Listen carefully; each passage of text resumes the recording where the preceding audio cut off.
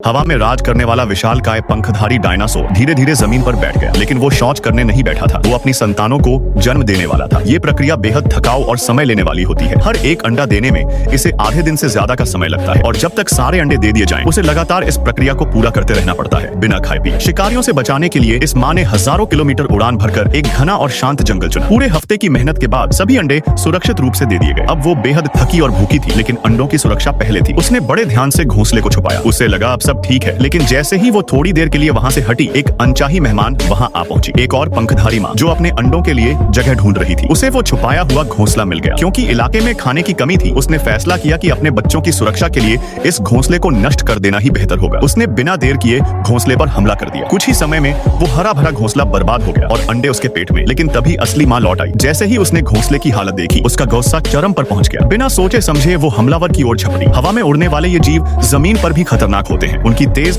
और मजबूत चोंच और पंजे किसी तलवार से कम नहीं। हमलावर को समझ आ गया कि वो मुकाबला नहीं कर पाएगी। वो भाग खड़ी हुई और उड़कर दूर निकल गई। माँ ने उसका पीछा नहीं किया। उसे अपने अंडों की चिंता ज्यादा थी। उसने तुरंत बर्बाद हो चुके घोंसले की जांच शुरू कर दी। उसका दिल टूट चुका था, लेकिन उसने हार नहीं मानी। वो बार बार घास और मिट्टी में अंडों को ढूंढती रही। आखिरकार उसे सबसे नीचे 3 अंडे सलामत मिले। बस 3 ही बचे थे, लेकिन अगर ये बच्चे सही सलामत निकल आए और उड़ना सीख गए, तो फिर किसी भी शिकारी का सामना कर सकते हैं। ये सिर्फ एक माँ की नहीं, बल्कि अस्तित्व की जंग है, जहाँ जीवन हर हाल में रास्ता ढूंढ ही लेता है।